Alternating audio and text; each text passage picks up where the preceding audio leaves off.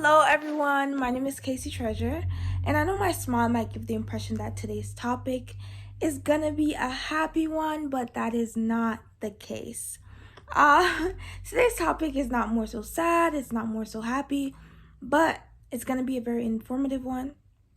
It's gonna be a very reflective one. We're gonna reflect a bit on, just our day-to-day lives, what we've seen, what we've experienced, maybe even ourselves. And so we're gonna just think about, to start things off, has anyone ever noticed a child's behavior change after watching something on television? It could be something sad, something happy, something funny. Like, has their behavior reflected any form of change after watching something on TV? I can't hear an answer, but I'll take that as a yes. So, children's behavior tend to change after watching something violent on TV.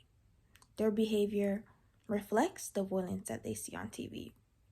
And so TV has that influence on children because you're seeing this violent behavior. And so the effects of violence on television can lead to rough, even vicious behavior from children. And this has been a phenomenon or a thought for the longest while, and a concern, especially for parents. You can imagine the concern for parents. Imagine sitting with your child, normal, just playing a regular show, regular to us, but might be a bit extreme for the younger viewers. And afterwards, you see the child portraying the very traits they saw displayed in the movie or the film or the play, and it might catch you a little bit off guard. Like, what's going on? But there is an impact. And so this is because, for one, children are very impressionable.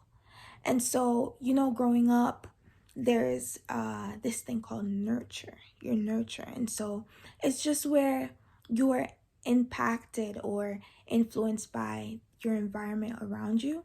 And so the phenomenon is really eye-opening because, like, growing up, parents teach your children, like, what I show you to do, you do it, or you learn from what the environment that I create for you.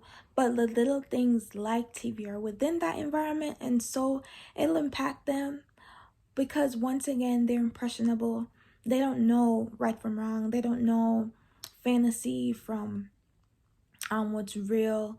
And so children, especially children 8 years and younger, are the most impressionable, according to the American Academy of Pediatrics. And they also agree that violence on TV can be impactful on children's behavior. And so children are going to imitate, once again, what they see.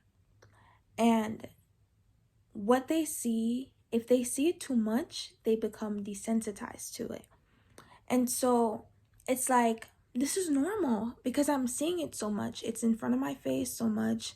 And so this must be the norm because they don't know any better. Once again, it must be what is acceptable. This must be the standard because this is what I'm being taught, basically. And so because they're not able to differentiate, once again, between what's real and what is fake, and desensitizing it by seeing it so much, then their behaviors are going to inevitably reflect what they see. And so another reason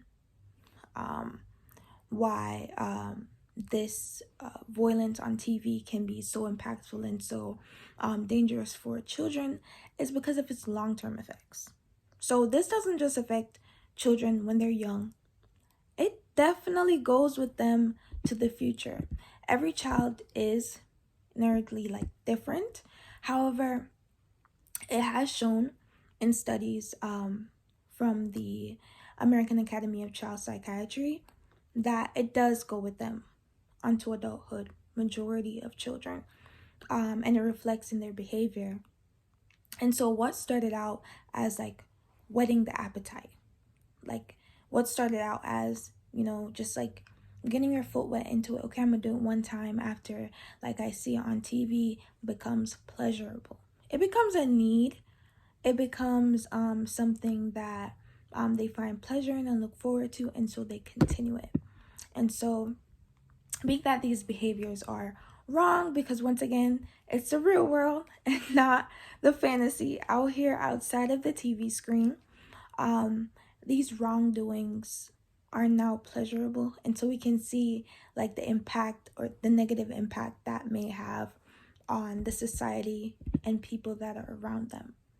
But luckily we have solutions, and one solution is for parents to encourage children to watch age appropriate programs, programs that teach them what they want them to learn. Kind of keep them away from the things they don't want them to learn, because if you teach them one thing and then show them another, they're either going to be confused or just pick the most fantastic thing to do. They're going to pick the most pretty thing, the most flashy thing. And violence on TV, it looks good. It looks flashy, and children gravitate to that stuff. And so creating an environment where these violent things are limited, and so it doesn't become desensitized to them, or taking it out completely, could greatly help the child to grow in the way that the parent wants them to grow, and like be a good standing member of society in the future. And so however, critics might disagree. They might say that parents might not be able to truly like help in any way by just like removing some of these things. However, doing something is better than doing nothing. And so just limiting this interaction or the view of this violence, according to, once again, the American Academy of Psychiatry, can truly help the mind to gravitate to the things that they're shown more, and the things that they will now inherently deem as what is acceptable. So in closing, strong evidence has been shown that the facts claim for violence being or having a huge influence on TV, on children, to act in a violent manner, has been proven. And so while every child, once again, is different, it is important for parents to try their best, even, and take these steps to ensure that their child grows up in the manner that they want them to, and to just stray away from the wrongdoings that are displayed within fantasy, and to just prevent further occurrence of this violent behavior after watching violence on TV. Thank you.